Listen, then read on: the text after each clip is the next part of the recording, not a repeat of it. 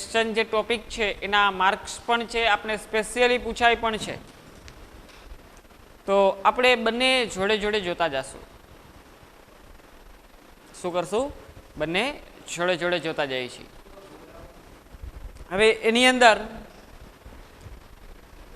શબ્દ આપણે ટોટલ 12 જોવાના છે. 12 શબ્દો. એ 12 શબ્દોમાં હું જેમ જેમ લખાવું, જે વાક્ય રચનામાં બોક્સ બનાવું ને એ વાક્ય રચનાનો ઉપયોગ પેરેગ્રાફ ઉપરથી પ્રશ્નમાં કરવાનો છે. પેરેગ્રાફ ઉપરથી પ્રશ્ન જે લખવાના હોય ને એમાં કરવાનો. અને બાકી જે 4 માર્ક માટે આપણે પૂછાય છે MCQ ટાઈપમાં, ABCDમાંથી પસંદ કરવાનો કે ઉપર વાક્ય આપેલું હોય, નીચે એનો પ્રશ્ન બનાવવાનો હોય, તો એનો પ્રશ્ન કેવી રીતના બને, તો એના માટેની વાત છે.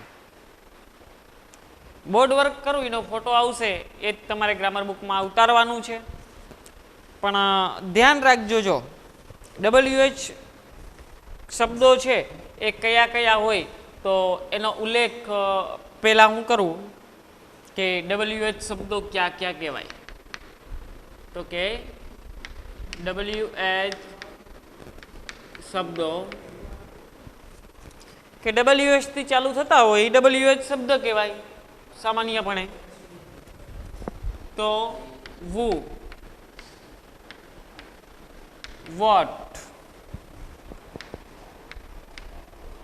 where, when, which, why, whom,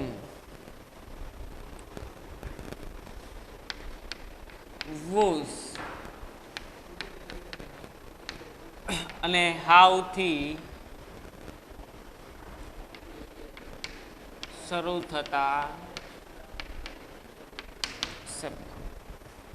જો અહીંયા પાસે મેં લખ્યા WH શબ્દો who, what, where, when, which, why, whom, whose અને how થી શરૂ થતા શબ્દો. આ બધા જ શબ્દો છે એ WH શબ્દમાં કહેવામાં આવે. આપણે શું કીધું કે how થી શરૂ થતા શબ્દો, એનો મતલબ શું થાય ખાસ જો. હાઉ મેની પણ આવે જોડે, હાઉ મચ આવે, હાઉ ડીપ આવે, હાઉ ફાર આવે, હાઉ લોંગ આવે. બરાબર? જેટલા પણ શબ્દો છે તમને મેં PDF આપી હતી કન્જેક્શનની, એમાં પણ તમે લખેલા હશે, પ્રપોઝિશનમાં પણ શબ્દો આવ્યા હશે કે હાઉથી ચાલુ થતા શબ્દો કેટલા બધા હતા. તો આ બધા જ શબ્દો છે એ WH શબ્દ કહેવામાં આવે. હવે પહેલી વાત એ કે કોઈ પણ પેરેગ્રાફ હોય એમાં નીચે પ્રશ્ન આપેલો હોય તો પ્રશ્ન હંમેશાને માટે WH શબ્દથી જ પૂછાય. હા, પછી અમુક એવા 1-2 પ્રશ્ન ગૌણ પૂછાય કે આ શબ્દનો સમાનાર્થી મિનિંગ શું. બરાબર? કે આ શબ્દને ડિસ્ક્રાઇબ કરો, ડિસ્ક્રાઇબ ઇટ, એ એક ગૌણ પ્રશ્ન છે. પણ મેજોરિટી બધા જ પ્રશ્નો છે એ WH શબ્દથી ચાલુ થતા હોય છે. તો જે શબ્દ WH થી ચાલુ થાય છે એ શબ્દની કોઈક ને કોઈક પરફેક્ટ વાક્ય રચના હોય છે.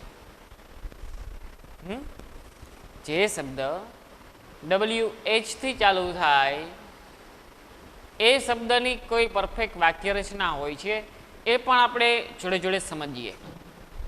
જો આની અંદરથી શીખવાનું અઢળક છે. એમાં હું પહેલા શબ્દથી શરૂઆત કરું એટલે તમને આખું વસ્તુ સમજાતી જશે. પહેલો શબ્દ જ લઈએ વુ, અને આસાન શબ્દ. બરાબર? પહેલો શબ્દ વુ અને આસાન શબ્દ. હવે આની વ્યાખ્યા અને ડેફિનેશન લખીએ પહેલા તો.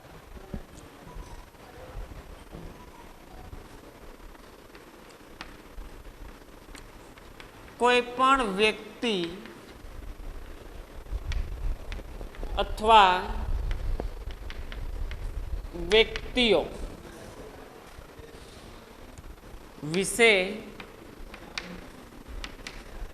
માહિતી મેળવવા વુ વડે પ્રશ્ન પૂછવામાં આવે છે. ઓકે, વુનું આટલું જ કામ છે. શું કીધું? વ્યક્તિ અથવા વ્યક્તિઓ, એટલે કે એક વ્યક્તિ હોય કે એક કરતા ઝાઝા વ્યક્તિઓ હોય, એના વિશે કોઈ પણ માહિતી પૂછવી હોય ને ત્યારે વુ વડે પ્રશ્ન પૂછવામાં આવે છે. તો જો આ વુમાં મેન શું હોય? વ્યક્તિનું નામ.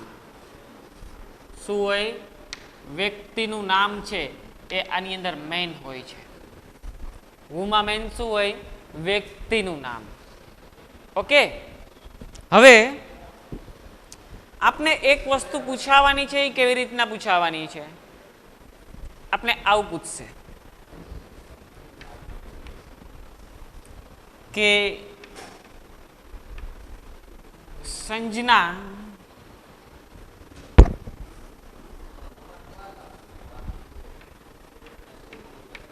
wrote a letter. શું છે? Sanjana wrote a letter. હવે આમ અંડરલાઈન ક્યાંક કરેલી હશે. વાક્ય એક સાદું આપેલું હોય, એમાં ક્યાંક અંડરલાઈન કરેલી હોય અને નીચે 4 પ્રશ્ન આપેલા હોય કે એ અંડરલાઈન કરેલો જે શબ્દ છે, બરાબર, એ અંડરલાઈન કરેલો જે શબ્દ છે એ જવાબ લેવડાવવાનો છે. તો એનો પ્રશ્ન શું બને? તો જો વુ માટે તમારે એક સ્પેશિયલ યાદ રાખવાનું, વાક્યની શરૂઆતનો શબ્દ એટલે કે સબ્જેક્ટ.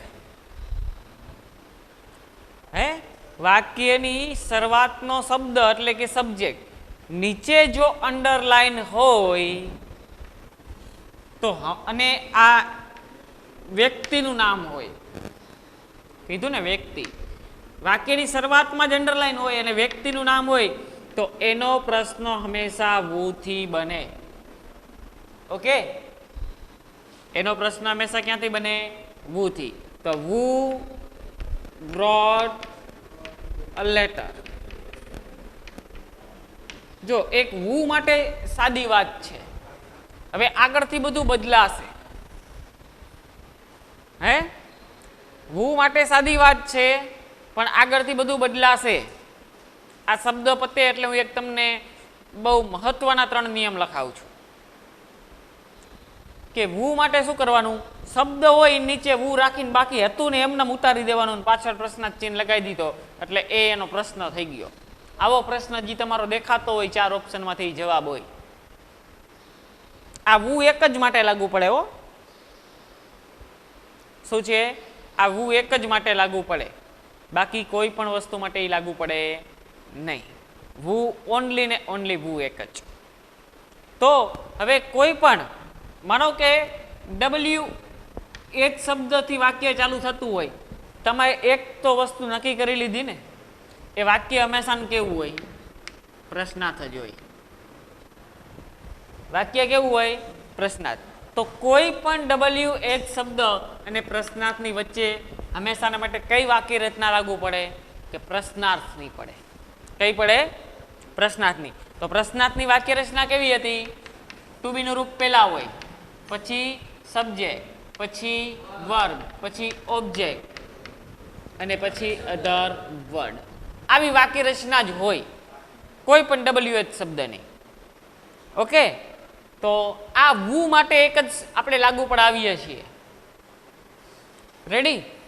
આ વુની એક અલગ જ થશે બધાથી. તો આનો જવાબ કેવી રીતના બને? કે વુની જગ્યાએ વ્યક્તિનું નામ, બાકી બધું જેમનામ હતું ને એમનામ મૂકી દેવાનું.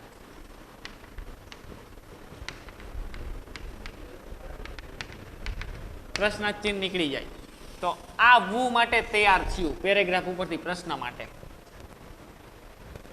ઓકે, આ શું થયું? વુ માટે તૈયાર થયું ને. કે વુ ની જગ્યાએ એની નીચે જ એક્ઝેક્ટ નીચે વ્યક્તિનું નામ જે કંઈ આવતું હોય એ પેરેગ્રાફમાં આપને જોવા મળે, બરાબર, કોણ છે, શું છે વગેરે જે મુજબ પ્રશ્ન હોય. તો અહીંયા પાસે ખાલી વ્યક્તિનું નામ, બાકી હતું એમ નામ મૂકી દેવાનું. આ વુ માટે કમ્પ્લીટ થયું. ઓકે, પડી ખબર? આ શેના માટે કમ્પ્લીટ થયું? વુ માટે કમ્પ્લીટ થયું. રેડી? એક નોંધ લખું છું. શું કરું છું? નોટ કરું છું. સ્લીપિંગ મોડ શબ્દો કેટલા છે? આપણે કોષ્ટક બનાવડાયું હતું ને, કોષ્ટકમાં અમુક શબ્દો સ્લીપિંગ મોડ રહેતા. સ્લીપિંગ મોડ શબ્દો કેટલા છે? આંગળી કરીને કરો. 3 છે. સ્લીપિંગ મોડ શબ્દ કેટલા છે? 3. સ્લીપિંગ મોડ શબ્દો ડુ, ડઝ, ડીડ. આ 3 શબ્દો માટે જ નિયમ લાગુ પડે છે. બાકી તો જે છે એમ ચાલવાનું જ, પણ આ 3 શબ્દો માટે નિયમ લાગુ પડે. જો શું નિયમ છે? નિયમ નંબર 1, બરાબર, પ્રશ્ન બનાવતી વખતે સ્લીપિંગ મોડ શબ્દો બહાર કાઢવા. નિયમ 1. નિયમ નંબર 2, જવાબ બનાવતી વખતે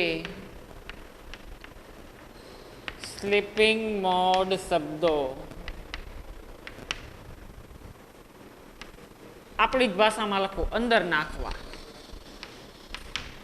આટલું આવડી જાય ને એટલે લગભગ 12-13 માર્કનું આવડી ગયું. આખી પેપર સ્ટાઇલમાં વિચાર કરીએ ને તો આ એક આવડે ને આટલું આવડે ને ખાલી, એટલે આપણા પેપરમાં એવી કેટલી બધી એક્સરસાઇઝ છે કે આ વિચારીને એનો જવાબ મળી શકે. પડી ખબર? આ શું છે હવે સમજો. સ્લીપિંગ મોડ શબ્દ કેટલા? 3. ડુ, ડઝ અને ડીડ. ચલો, આ તો આપણે આગળના કોષ્ટકો પરથી ખબર છે. હવે મેં એક કન્ડિશન બનાવી. એ કન્ડિશન શું કહે છે? પ્રશ્ન બનાવતી વખતે સ્લીપિંગ મોડ શબ્દો બહાર કાઢવા. શું કરવું? આ વુ છે ને એ એક અપવાદ છે. વુમાં મેં જેટલું ભણાવ્યું એટલું જ યાદ રાખવાનું. હવેથી આગળ આખી કહાની ચાલુ થશે, બરાબર? પ્રશ્ન બનાવતી વખતે સ્લીપિંગ મોડ શબ્દો બહાર કાઢવા. જવાબ બનાવતી વખતે સ્લીપિંગ મોડ શબ્દો અંદર નાખવા. બહાર કાઢીએ તો શું ફરક પડે? અંદર નાખીએ તો શું ફરક પડે? સ્લીપિંગ મોડ શબ્દ, બરાબર? તો આ ખબર છે ને તમને શું હતું કાર્ડમાં? કાર્ડ નંબર 1 અને કાર્ડ નંબર 5માં આ ત્રણેય શબ્દો આવી જાય. ડુ, ડઝ અને ડીડ આવી જાય ને? એના નિયમો યાદ છે? જો નથી યાદ તો હમણાં બીજા શબ્દો આપણે જ્યારે બીજો એક શબ્દ લઈએ ને એમાં બધા આવી જશે. બધા જ નિયમો તમને ખબર પડી જશે. પડે સમજ? વોટ લઈએ. વોટથી પ્રશ્ન ઘણા જોયા હશે. એની વ્યાખ્યા લખીએ. કોઈ પણ વ્યક્તિ, વસ્તુ, પ્રાણી અથવા પક્ષી વિશે માહિતી મેળવવા વોટ વડે પ્રશ્ન પૂછવામાં આવે છે. ઓકે, જો શું લખ્યું ખાસ સમજજો, આ શબ્દ બહુ ઇમ્પોર્ટન્ટ છે. કોઈ પણ વ્યક્તિ, તો પ્રશ્ન એવો થાય, આગળ વહુમાં વ્યક્તિ નહોતું લખાયું સાહેબ, પણ જગ્યા બદલશે. જોજો, કોઈ પણ વ્યક્તિ, વસ્તુ, પ્રાણી અથવા પક્ષી, મતલબ વગેરે કોઈ પણ વસ્તુ હોય એના વિશે આપણે માહિતી મેળવવી હોય ત્યારે વુ વડે પ્રશ્ન પૂછવામાં આવે છે. પણ આ વોટ શબ્દની સ્થાન ક્યાં હોય, અંડરલાઈન ક્યાં હોય વાક્યમાં, તો જો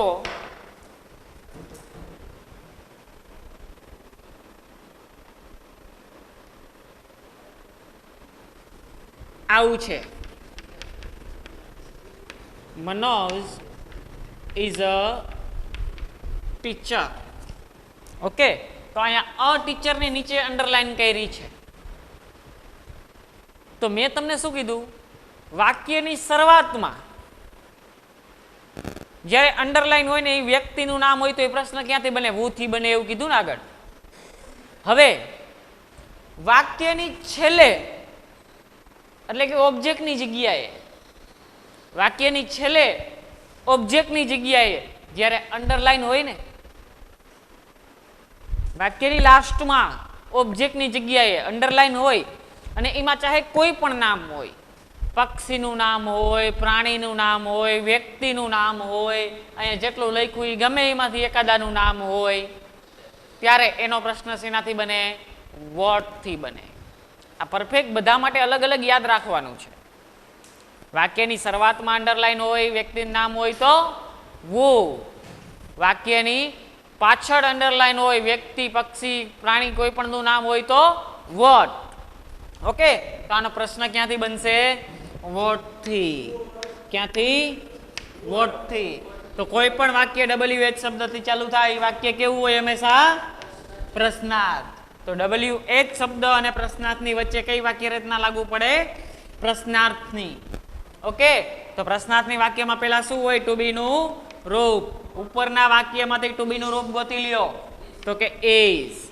ટુ બી ના રૂપ પછી શું હોય, સબ્જેક્ટ. તો ઉપરના વાક્યમાં સબ્જેક્ટ વાક્યની શરૂઆતમાં જ હોય, મનોજ. What is Manoj? થઈ ગયું? હે, થઈ ગયું ને?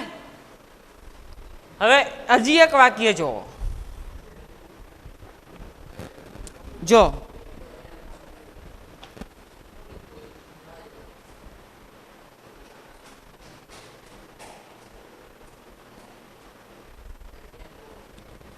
એક, હવે એક્ઝામ્પલ લઉં ને ઓલો નિયમ લાગુ કરાવું.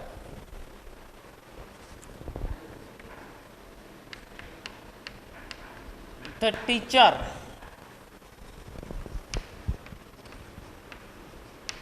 taught a lesson.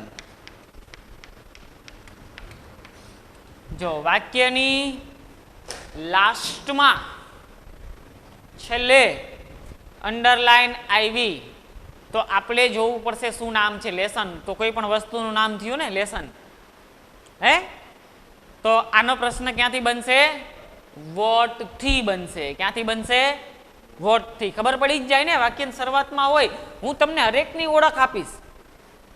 કેમ વુ ની ઓળખ આપી, કે વાક્યની શરૂઆતમાં અંડરલાઈન હોય અને વ્યક્તિનું નામ હોય તો વુ, બરાબર. વાક્યની પાછળ અંડરલાઈન હોય ઓબ્જેક્ટની જગ્યાએ, કોઈ પણ વ્યક્તિ, પ્રાણી, કોઈ પણ વગેરે વસ્તુનું નામ હોય તો વોટ થી પ્રશ્ન બને. તો આનો પ્રશ્ન ક્યાંથી બને, વોટ થી. ઓકે, વોટ થી એટલે કે WH શબ્દથી કોઈ પણ વાક્ય ચાલુ થયું વાક્ય કેવું હોય, પ્રશ્નાર્થ. ઓકે, કેવું હોય, પ્રશ્નાર્થ. તો WH શબ્દ અને પ્રશ્નાર્થ ચિહ્નની વચ્ચે કઈ વાક્ય રચના લાગુ પડે, પ્રશ્નાર્થની. પ્રશ્નાર્થની વાક્ય રચના શું છે, ટુ બી નું રૂપ વત્તા સબ્જેક્ટ વત્તા વર્બ વત્તા ઓબ્જેક્ટ અને વત્તા અધર વર્ડ. આ મુજબ ગોઠવી નાખો ઉપરના વાક્યમાંથી. ઓકે, તો સૌથી પહેલા શું લેવાનું છે, ટુ બી નું રૂપ. તો આપણે ઉપરનું વાક્ય જે સાદું વાક્ય છે એમાં ઓળખી લ્યો ક્યાં ક્યાં કયા શબ્દો છે. તો સાદું વાક્ય હોય તો વાક્યની શરૂઆતમાં શું હોય, સબ્જેક્ટ. આ ધ એકલો શબ્દ નથી, કેમ કે an ધ આર્ટિકલ છે એટલે ટીચરની આગળ ધ લાગ્યો છે એટલે આ બે શબ્દ ભેગા છે. ધ ટીચર સબ્જેક્ટ થયો, સબ્જેક્ટ પછી હંમેશાને માટે શું હોય? ટુ બી નું રૂપ. પણ અહીંયા તો ટોટ શબ્દ લખેલો છે, તો ટોટ શબ્દ છે એવું આપણે ટુ બી નું રૂપ કોઈ છે? ટોચ નામનો શબ્દ કોઈ ટુ બી નું રૂપ છે? કોષ્ટકમાં કોઈ આવો શબ્દ છે? નથી. તો એનો મતલબ એવો થયો ટુ બી નું રૂપ ક્યાં છે? Sleeping mode. અહીંયા સ્લીપિંગ મોડ છે તો આ વર્બ થયું અને આ ઓબ્જેક્ટ. ઓકે, પણ હવે અહીંયા સ્લીપિંગ મોડ છે. કયું સ્લીપિંગ મોડ હશે? ટીચ નું શું થાય? ટોટ, ભૂતકુદન. તો આ વર્બ નું ત્રીજું ફોર્મ ન કહેવાય? તો ઉપરની વાક્ય રચના કેવી છે? સબ્જેક્ટ વત્તા વર્બ નું થર્ડ ફોર્મ વત્તા ઓબ્જેક્ટ. તો આવી વાક્ય રચના પાંચમા કાળની નહોતી? તો ડીડ છે ને સ્લીપિંગ મોડમાં? હે, ડીડ છે સ્લીપિંગ મોડ. તો હવે પ્રશ્ન બનાવતી વખતે બહાર કાઢવું. યાદ આવ્યું? આગળનો નિયમ, જવાબ બનાવતી વખતે અંદર. પ્રશ્ન જવાબ બને હું પ્રેક્ટિસ કરીને દેખાડું. તો આ ટુ બી રૂપ ડીડ છે, બહાર કાઢ્યું પ્રશ્ન બનાવી છે એટલે. એના પછી સબ્જેક્ટ. સબ્જેક્ટ શું છે? The teacher. The teacher. એના પછી વર્બ. તો વર્બ શું મૂકશું? ટીચ મૂકશું, ખાલી ટીચ. નિયમ યાદ કરો પાંચમા કાળનો. સ્લીપિંગ મોડ શબ્દ ડીડ છે એ બારું વાક્યમાં દેખાડીએ તો વર્બને ફોર્મ લાગેલું નીકળી જાય. બરાબર? વર્બને ત્રીજું ફોર્મ લાગ્યું હતું તો ફોર્મ નીકળી ગયું, ટીચ થઈ ગયું. ઓકે, આ પ્રશ્ન બની ગયો. આ જે જવાબ છે એનો પ્રશ્ન કે વોટ ડીડ ટીચર ટીચ. હવે આને આપણે જવાબ લખવો હોય, બરોબર? હવે આની વાક્ય રચના કેવી થાય જો નીચે બોક્સ બનાવું છું. વોટ વાળો પ્રશ્ન હોય એની વાક્ય રચના કેવી હોય? આવું હોય કે વોટ વત્તા ટુ બી નું રૂપ વત્તા સબ્જેક્ટ વત્તા વર્બ વત્તા ઓબ્જેક્ટ વત્તા અધર વર્ડ. આવી વાક્ય રચનામાં વોટનો પ્રશ્ન પૂછાય, ગમે ત્યારે પૂછાય ને ત્યારે.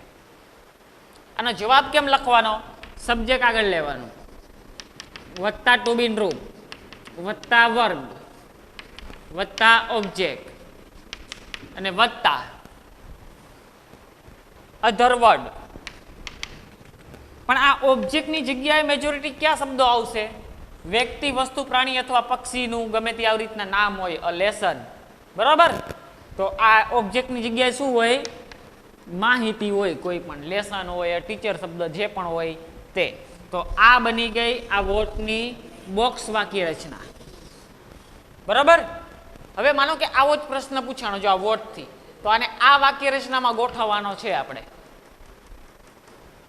તો આપણે પહેલા સબ્જેક્ટ ગોતવું હોય તો આમાં શું કરે? આમાં તો ઈઝી હોય કે WS થી ચાલુ થયું હોય પ્રશ્નાર્થ હોય તો એના પછી શું હોય? ટુ બી રૂપ, એના પછી સબ્જેક્ટ, એના પછી વર્બ હોય.